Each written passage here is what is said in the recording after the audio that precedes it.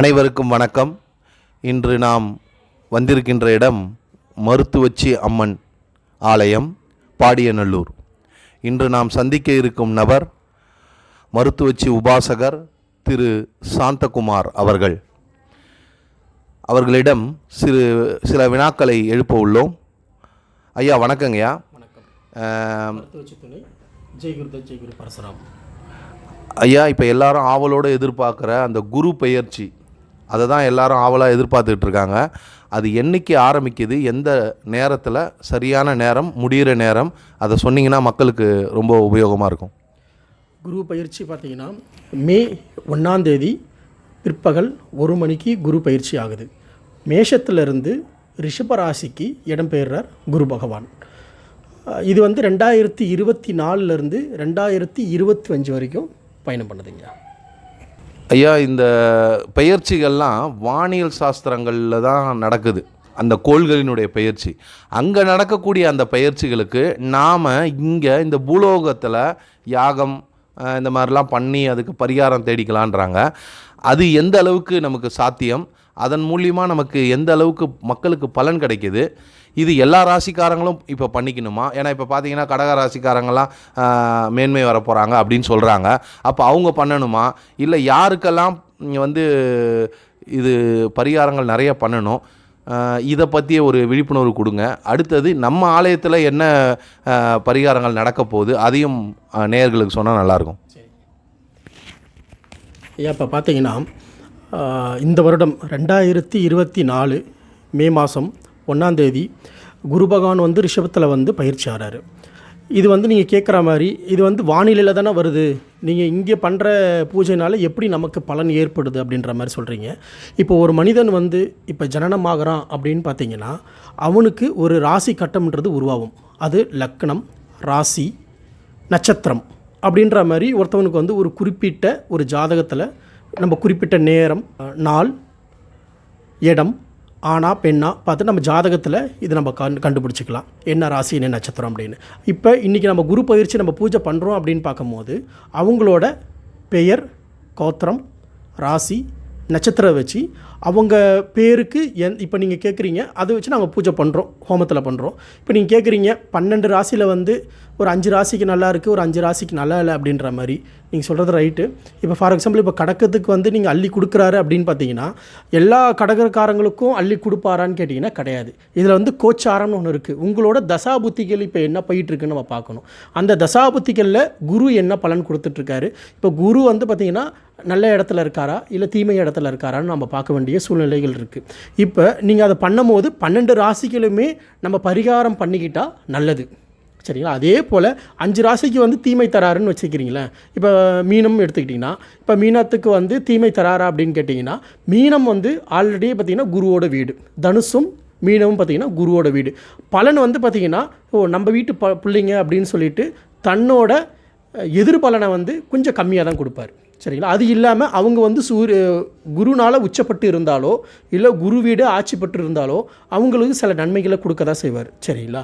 குரு பகவான்ன்றது பார்த்திங்கன்னா முழுக்க straight forward. இவர் குரு பார்த்திங்கன்னா எந்த ஒரு தவறும் செய்யாமல் பார்த்துக்கக்கூடிய தெய்வம் பார்த்திங்கன்னா குருன்றவரே பார்த்திங்கன்னா 2 குரு இருக்கார் நம்மளோட ஆரஸ்கோப்பில் பார்த்திங்கன்னா. ஒன்று அசுர குருவாகிய சுக்கிரன், தெய்வ குருவாகிய குரு பகவான்.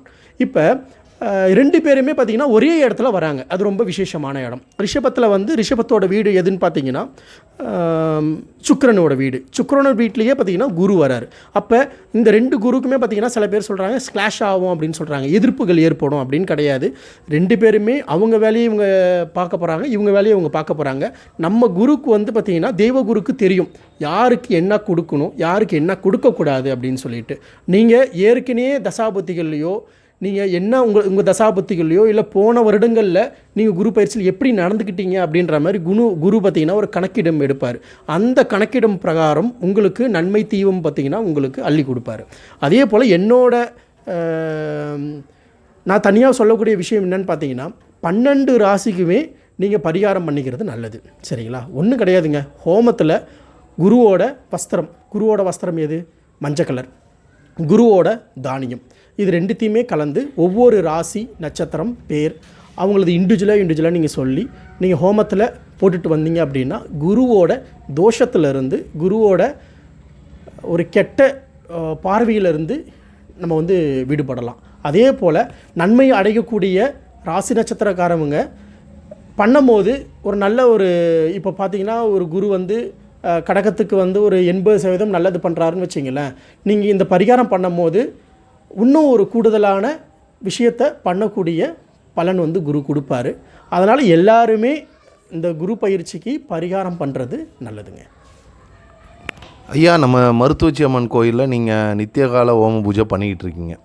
இப்போ இதுக்கு நீங்கள் ஸ்பெஷலாக குரு பயிற்சி அன்றைக்கி பண்ண போகிறீங்க.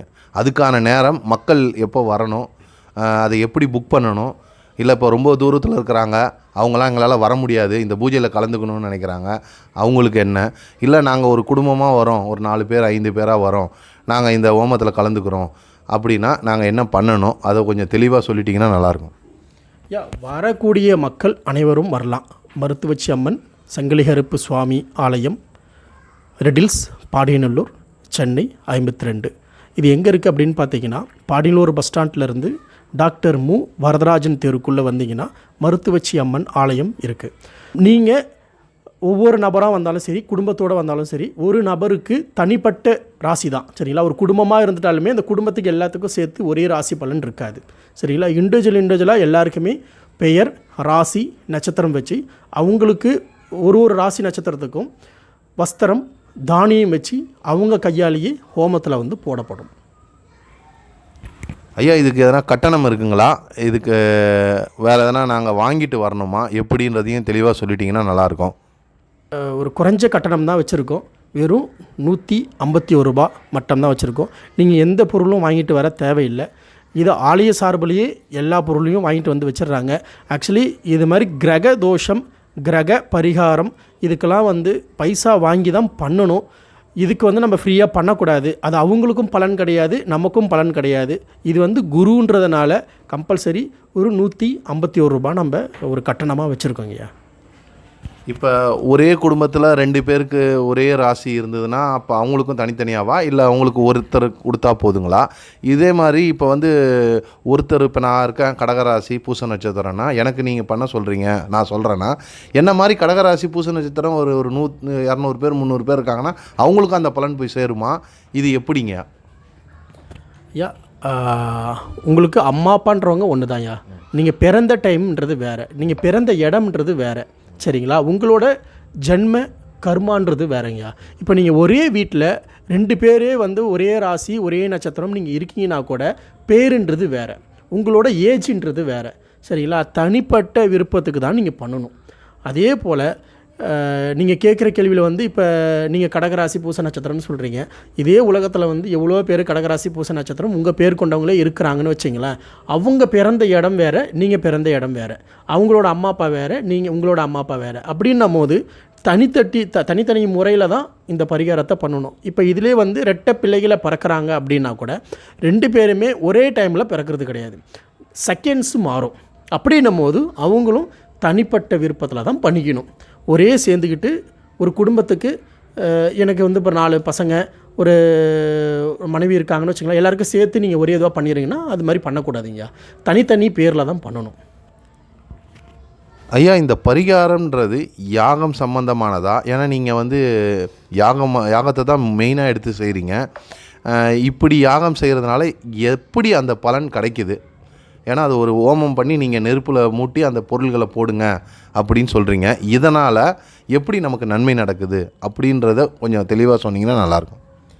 ஏன் இந்த கிரகங்கள், மனிதன் எல்லாமே வந்து பார்த்திங்கன்னா பஞ்சபூதத்தினால் கட்டுப்பாடானது, சரிங்களா.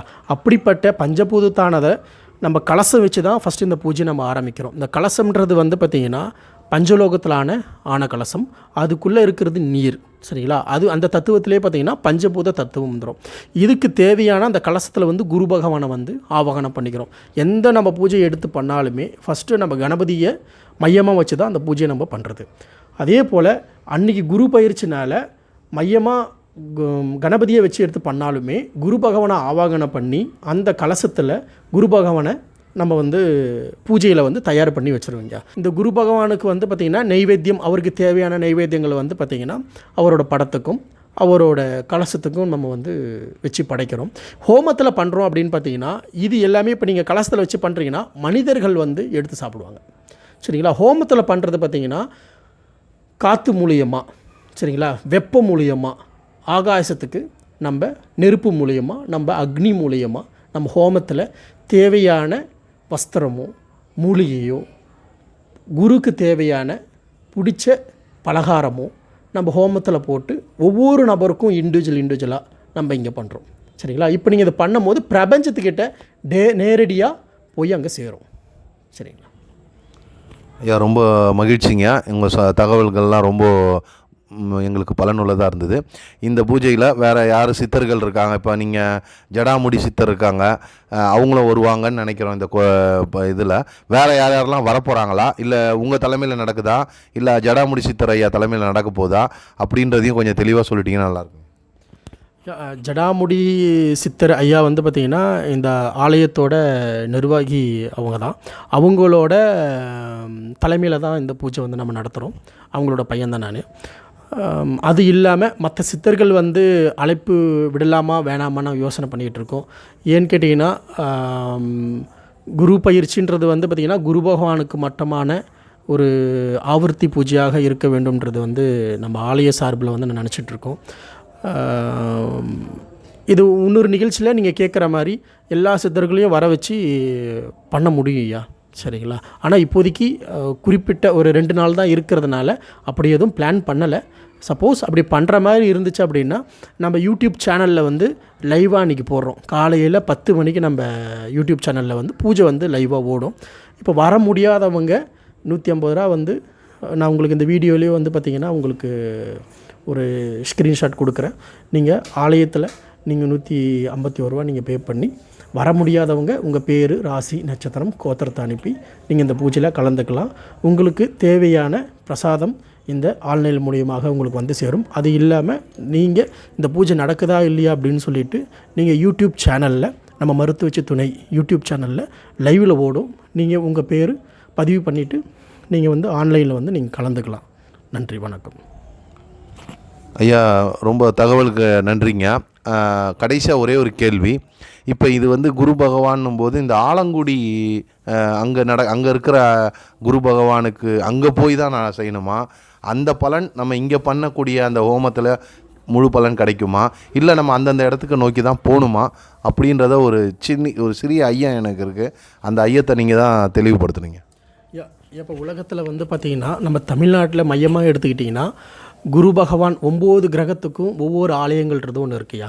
சரிங்களா? அந்த கிரகத்தோட ஆலயத்தில் ஆலங்குடி மற்றும் சில ஆலயங்கள் வந்து கும்பகோணம் அருகாமையில் இருக்குது. நீங்கள் அங்கே போய் பண்ண முடியாத சூழ்நிலை இருக்கிறவங்க நீங்கள் பக்கத்தில் இருக்கிற உங்களோட சிவன் ஆலயமாகட்டும், முருகர் ஆலயமாகட்டும், அம்பல ஆலயமாகட்டும், எந்த ஆலயத்தில் நீங்கள் பரிகாரம் வந்து கொடுத்து பண்ணுறாங்களோ நீ தாராளமாக பண்ணலாம். சரிங்களா? இங்கே தான் பண்ணணும் அங்கே தான் பண்ணணுன்றத கிடையவே கிடையாது. எல்லா இடத்துலையுமே குருவோட கிருபா கடாட்சம் இருக்குது. அதனால் நீங்கள் எங்கே வேணாலும் நீங்கள் பண்ணலாம். சரிங்களா? ஐயா ரொம்ப மகிழ்ச்சி. இது வந்து உண்மையிலே ஒரு உலக மக்கள் வந்து நல்லா இருக்கணுன்ற ஒரு எண்ணத்தில் இந்த யாகம் நீங்கள் நடத்துகிறீங்க. இதுக்கு எல்லாம் வல்ல அந்த இறையொருள் கூட இருக்கும். மக்களும் உங்களுக்கு எல்லாரும் சப்போர்ட்டாக இருப்பாங்க. மேலும் இந்த ஒரு சிறிய ஒரு பேட்டி மூலயமா எங்களுடைய நெடுநாள் கேள்விகளுக்கான பதில்களையும் நீங்கள் சொல்லியிருக்கீங்க. இது மக்களுக்கும் பயனுள்ளதாக இருக்குன்ற ஒரு நம்பிக்கையோட இந்த பேட்டியை முடிச்சுக்கிறோங்கய்யா. விரைவில் இது போன்ற மிக முக்கியமான கேள்விகளோடு உங்களை விரைவில் சந்திக்கிறோம். நன்றி, வணக்கம். மருத்துவச்சி துணை ஜெய்குருதே ஜெய்குரு பரசுராம்.